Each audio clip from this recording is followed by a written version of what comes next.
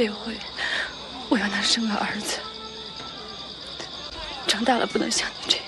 Ini adalah kisah tentang pahit getirnya kehilangan, tentang ikhlas dan tawakal menjalani takdir, merajut asa dengan kesetiaan dalam kebersamaan, demi bertahan hidup di tengah kekacauan perubahan zaman.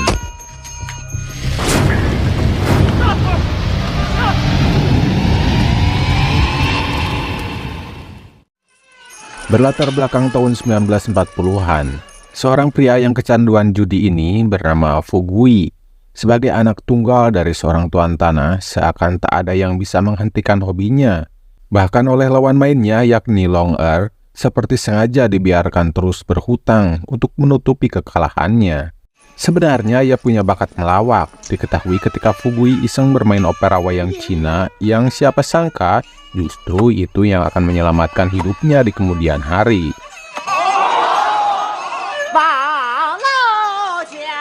Selain itu, dia juga sangat berbakat dalam urusan ngeles. Seperti ketika ia pulang ke rumah, dimarahin bapaknya, namun seakan dianggap sebagai angin lalu, karena diketahui bapaknya juga mantan penjudi. Dan Fugui seperti tak tahu malu, hanya jadi olok-olokan putri kecilnya yang bernama Feng Xia. Walaupun istrinya yang akan kita panggil saja Jije sedang hamil anak kedua mereka, nampak sudah capek dengan ulah Fugui yang selalu saja punya alasan untuk tidak semudah itu meninggalkan kebiasaan buruknya tersebut. Hingga suatu hari Fugui kembali ke tempat judi, namun kedatangan Jije yang menyusulnya hanya dianggap membawa kesialan, karena lagi-lagi Fugui kalah dan kembali berhutang. Akan tetapi kali ini ia tidak diizinkan untuk melanjutkan permainan, karena jumlah utangnya sudah setara dengan harta yang ia jadikan sebagai jaminan. Dan sesuai perjanjian, Long Er akan menyita rumah megah yang dihuni keluarga Fugui. Selain terancam kehilangan rumah, Fugui juga harus menerima kenyataan pahit ketika Jije tak tahan lagi untuk tinggal bersama suaminya. Kemudian malam itu juga Jije membawa Feng Xia pulang ke rumah orang tuanya, meninggalkan Fugui dengan segudang penyesalannya.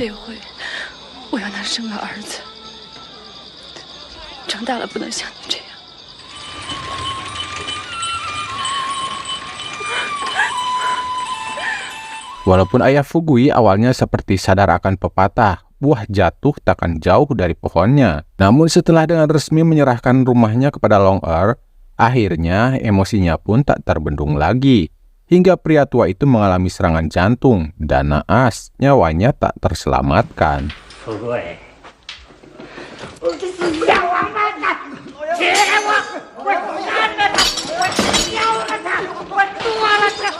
Fugui si anak tuan tanah harus terusir dari rumahnya sendiri. Kini yang ia miliki hanya beberapa barang berharga, serta bermodalkan perhiasan ibunya yang bisa dijual untuk menyewa rumah dan memenuhi biaya hidup. Hingga beberapa musim kemudian, Jije ternyata sudah melahirkan anak laki-laki yang diberi nama Yo Cheng, datang kembali berkumpul bersama Fugui setelah dia tahu bahwa suaminya sudah terlepas dari kebiasaan buruknya.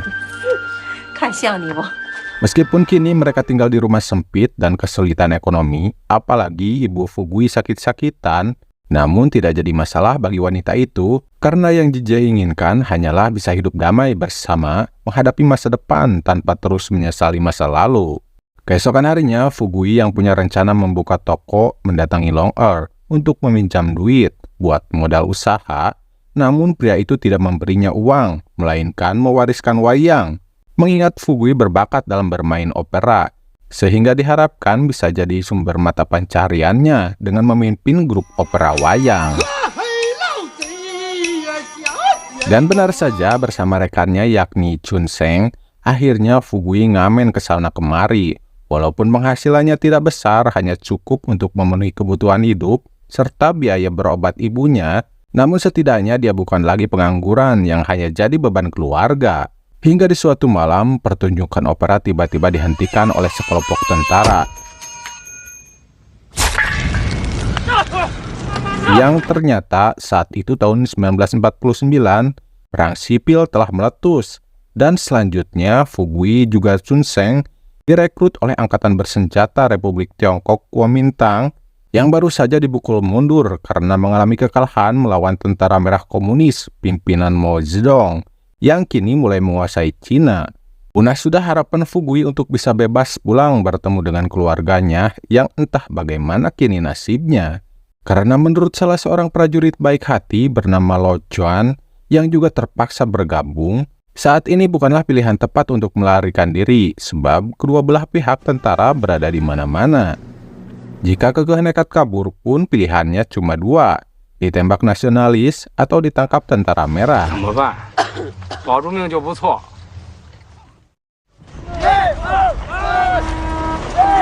Hingga musim dingin tiba, mereka bertiga hanya berlindung di balik benteng pertahanan. Dan suasana semakin mencekam ketika malam harinya hanya terdengar suara arangan kesakitan para korban yang terjebak di tengah dinginnya salju. Namun ketika pagi tiba, suasana mendadak hening tak seperti biasanya. Selain para korban bergelimpangan, ternyata para tentara yang tersisa sudah melarikan diri. Mereka tak mampu lagi menghadapi para tentara merah yang diduga sebentar lagi akan datang menyerang. Lo Chuan sempat berwasiat agar tidak lari apabila mereka datang, cukup mengangkat tangan sebagai tanda menyerah. Meskipun sesaat kemudian, malah dia sendiri yang jadi sasaran tembak sniper.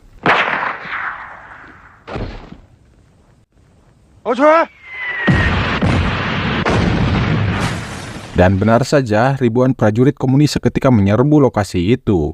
Tanpa menghiraukan ucapan Lo Chuan yang melarang agar tidak lari, namun siapa sangka Chun Sheng dan Fugui diselamatkan oleh wayang yang dibawanya. Karena selanjutnya mereka tidaklah dieksekusi, melainkan ditugaskan sesuai keahliannya menghibur para tentara merah dengan pertunjukan opera wayangnya. Musim pun berganti, sementara Chun Sheng direkrut jadi sopir, sedangkan Fugui dibebaskan untuk pulang ke keluarganya. Menjelang dini hari, pria itu sampai di kota.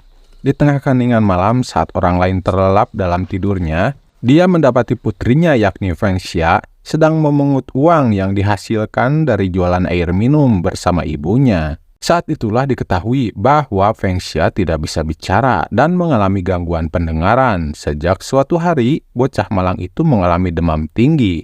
Jije rela keliling jualan air meskipun sebenarnya tak tega melibatkan kedua anaknya.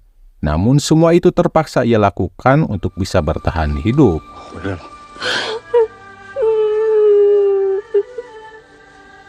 Sedangkan ibu Fugui yang sakit-sakitan ternyata sudah lama meninggal. Bahkan pemakamannya dibiayai oleh pemerintah.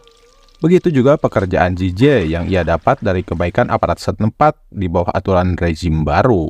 Siang harinya, wali kota setempat mendatangi Fugui yang saat itu menunjukkan sertifikat berisi pernyataan resmi bahwa dia diakui sebagai seorang pejuang yang terlibat dalam revolusi kemerdekaan, meskipun tugasnya selama ini hanya menyeret meriam dan juga menghibur tentara lain dengan pertunjukan wayangnya. Selain itu, si wali kota juga memberitahu bahwa Fugui datang di waktu yang tepat.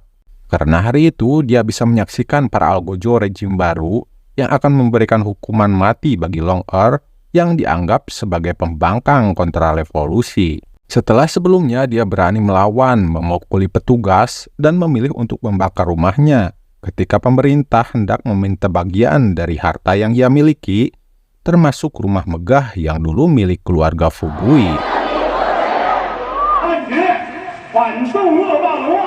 Menyaksikan Long Er diseret petugas untuk dieksekusi membuat Fugui lari terkencing-kencing. Ternyata dia membayangkan hal sama akan menimpanya apabila masih termasuk golongan orang kaya. Dan kini dia malah merasa beruntung tidak memiliki rumah tersebut.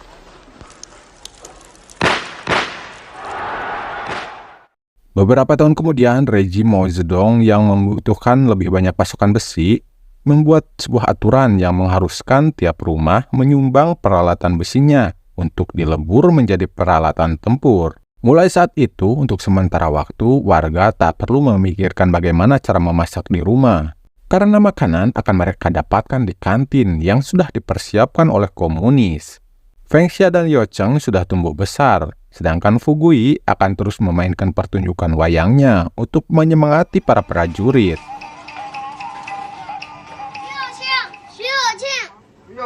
Hingga suatu hari, teman-teman sekolah Yo Cheng datang untuk mengajaknya berangkat bersama ke tempat peleburan besi. yang mana pemerintah mewajibkan para bocah terlibat kerja bakti bersama para guru di sekolahnya. Namun karena hampir setiap malam bocah itu ikut begadang, sepertinya dia ngantuk berat, sehingga Fugui terpaksa harus membujuknya. Bahkan dengan sabar, Fugui menggendongnya, mengantar Yocheng ke sekolah. Namun siapa sangka, justru saat itulah momen terakhirnya bersama Yocheng, karena ketika malam hari tiba, Fugui yang seperti biasa sedang mentas, tiba-tiba dia dikejutkan dengan kabar duka bahwa putranya mengalami kecelakaan.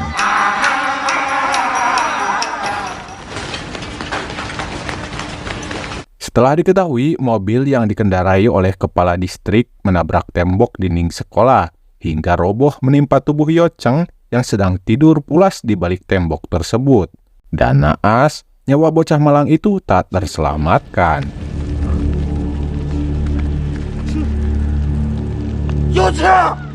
Riuh gelak tawa kegembiraan pertunjukan wayang pun seketika berubah getir. Teriakan histeris Fugui dan istrinya memecah keheningan. Apalagi setelah Jije mengetahui bahwa bekal makan Yocheng ternyata masih utuh. Bocah malang yang semasa hidupnya hampir tak pernah merasakan tidur lelap itu, kini tidur untuk selamanya. Menyisakan penyesalan bagi Fugui dan Jije, begitupun Feng Xia sebagai kakaknya. Saat itulah kepala distrik datang bersama asistennya, memberikan karangan bunga tanda bela sungkawa. Tapi Jije seakan tak sudi menerimanya.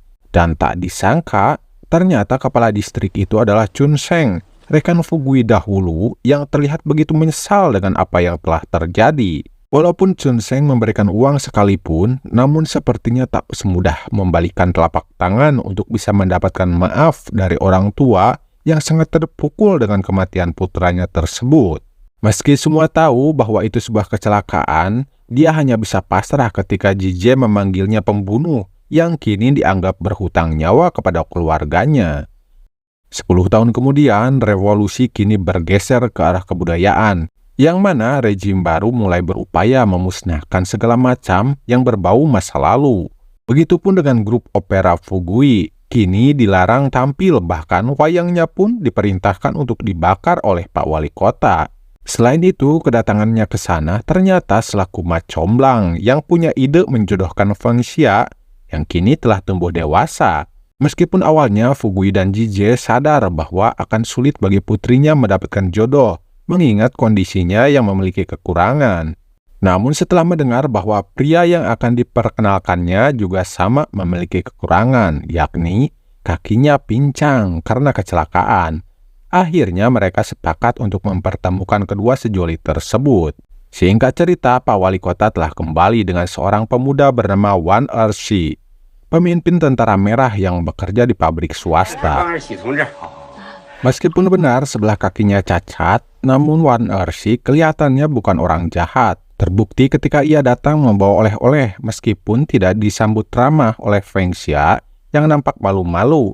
Akan tetapi pemuda itu bersikap dewasa, seperti bisa memakluminya.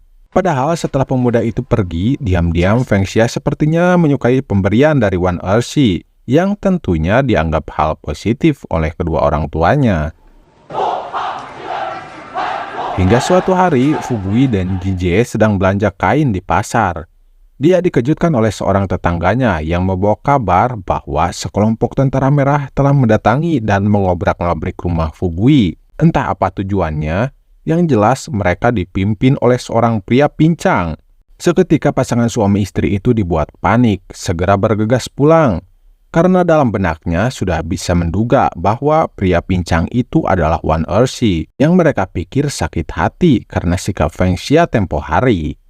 Padahal yang terjadi sebenarnya adalah Wan Ershi sengaja membawa teman-temannya untuk merenovasi rumah calon mertuanya. Bahkan dia menggambar pemimpin mereka yakni Mao Zedong dengan ukuran besar. Menyadari kedua sejoli itu terlihat serasi walaupun dengan kekurangan masing-masing, akhirnya Fugui dan Jije pun meminta agar Wan Ershi segera menentukan tanggal pernikahan dengan resepsi yang dibuat meriah, mengingat Feng Xia selalu berada dalam kesusahan selama hidupnya. Hingga tibalah hari bahagia bagi Feng Xia dan Ersi yang melangsungkan acara pernikahan ala prajurit merah.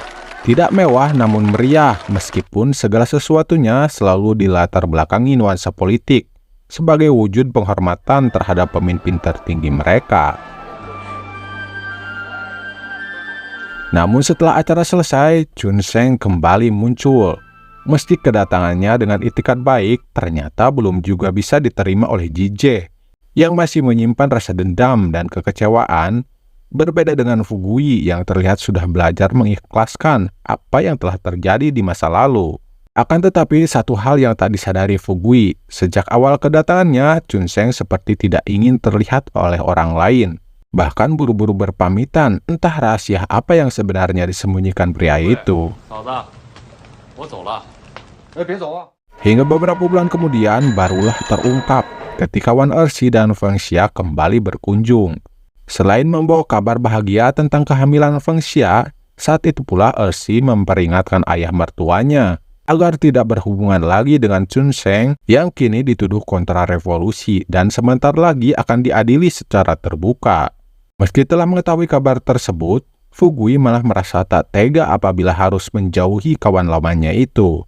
Terbukti ketika suatu malam Chun Sheng dengan mengendap-endap menemui Fugui, menceritakan keluh kesahnya setelah dicap sebagai pembangkang, hingga istrinya pun pergi meninggalkannya. Bahkan saking dibuat putus asa, pria itu hendak memberikan semua tabungannya kepada Fugui, membuat Jije yang ikut mendengarkan merasa terenyuh, turut prihatin dengan kondisi Chun Sheng yang putus asa hingga sempat berniat mengakhiri hidupnya.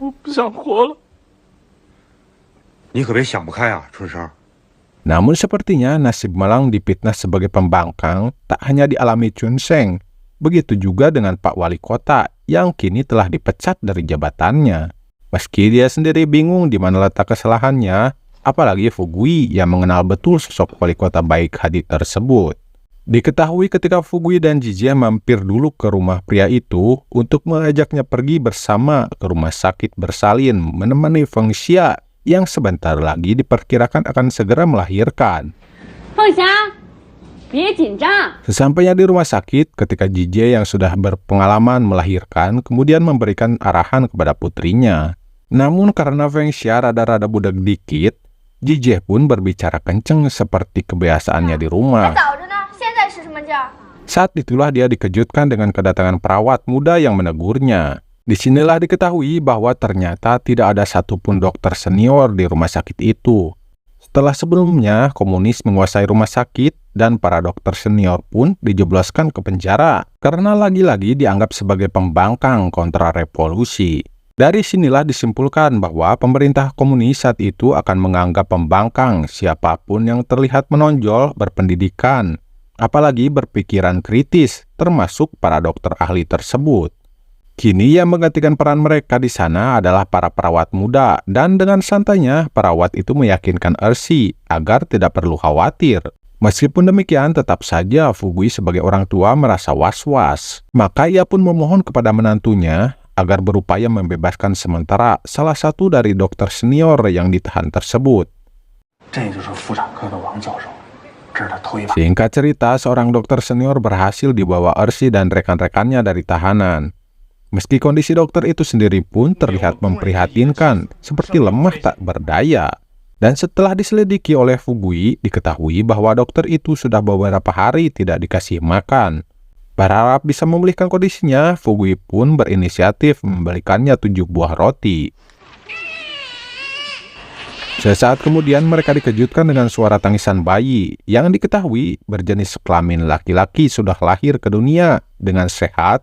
Begitupun dengan kondisi ibunya, meskipun masih terbaring lemah. Namun di tengah kebahagiaan itu, mereka kembali dikejutkan dengan kondisi dokter yang semula lemah tak berdaya karena lapar. Kini ia dibuat lemas kekenyangan disertai cegukan, karena ternyata dokter lapar itu memakan 7 roti sekaligus. Tanpa berpikir panjang, Fugui segera memberinya air hangat, berharap itu akan bisa mengatasi masalah. Namun keadaan kembali menegangkan ketika para perawat dibuat panik karena ternyata Feng Xia tiba-tiba mengalami pendarahan hebat. Dan setelah situasi mulai kacau, juga kondisi Feng Xia mulai memprihatinkan, barulah para perawat itu mengakui bahwa sebenarnya mereka hanyalah anak magang.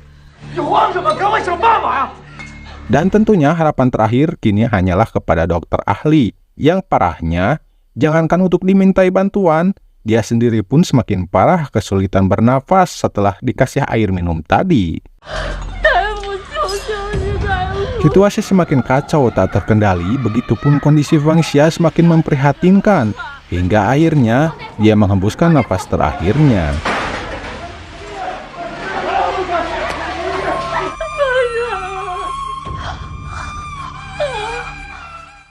Singkat cerita, beberapa tahun kemudian terlihat Fugui yang kini sudah menjadi kakek tua bersama cucunya juga Ersi dan Jije mendatangi makam Feng Xia yang dikuburkan berdampingan dengan kuburan adiknya yakni Yo Cheng. Pahit manis serta lika-liku kehidupan yang kadang tak sesuai harapan, ketika tiba saatnya perpisahan menyisakan rasa kehilangan, semakin menguatkan Fugui dan Jije untuk senantiasa menghargai kebersamaan. Tamat. Jangan lupa like, subscribe, dan ramaikan komennya untuk semangat saya upload video-video selanjutnya. Saya Adrik Bill Turunan Mandala pamit. Permios.